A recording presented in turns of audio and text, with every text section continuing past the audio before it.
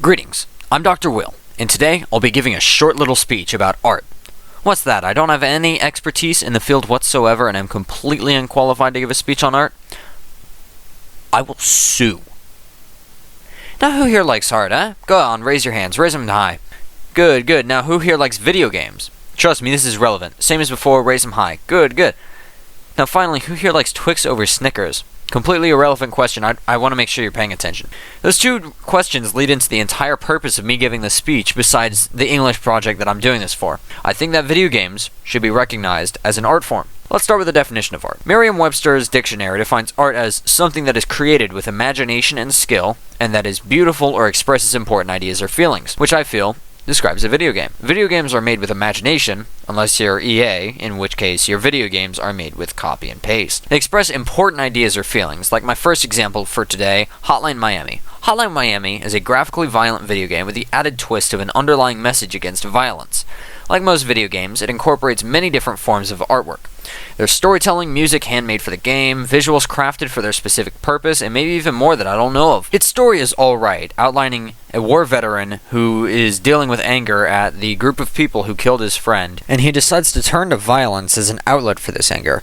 On its own, it would have been considered a good story, but the added depth of you, the player, really being the one to commit these violent acts, against maybe even his will, makes the story and message so much better. Video games can also be used to memorialize things or people important to you that you may have lost.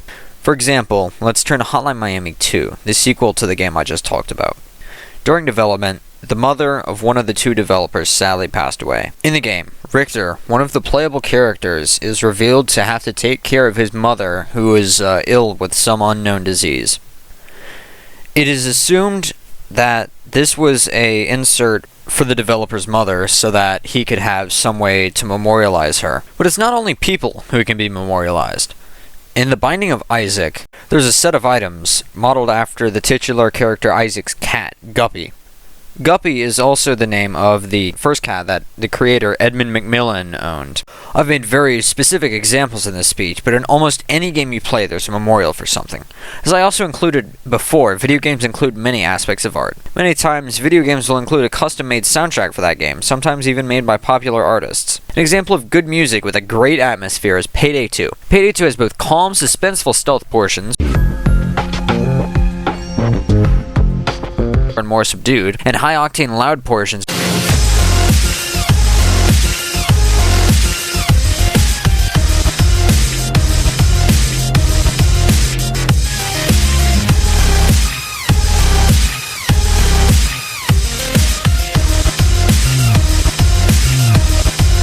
with songs that sprint from the start and only get faster from there. The slower portions are blended so well with the action portions that I think the music is a work of genius. The three composers who have worked on the game, Simon Wiklund and Carl Noren from Sweden, and Gustavo Coutinho from Brazil, all have their own respective styles that mesh together really well.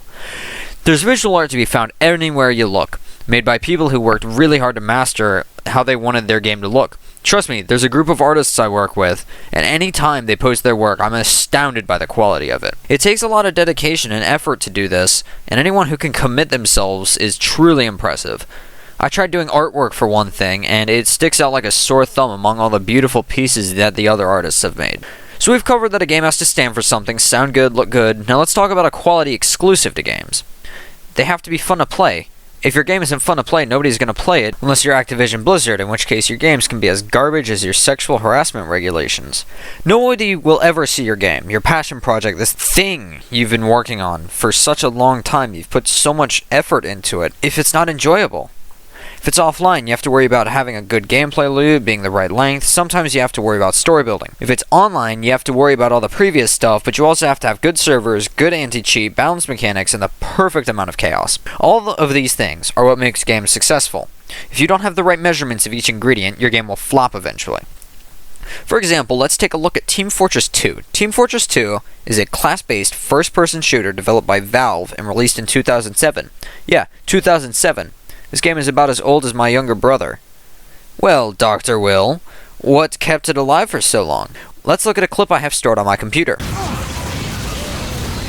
see in my crystal ball that you will never win this game. Stop him! I am fully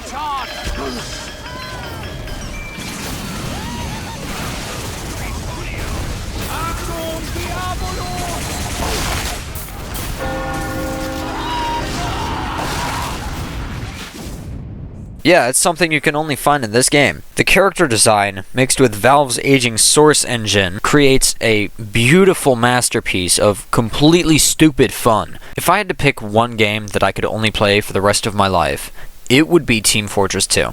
The whole point of this speech is for me to convince you of a message, and I want my message to be that video games are a form of art.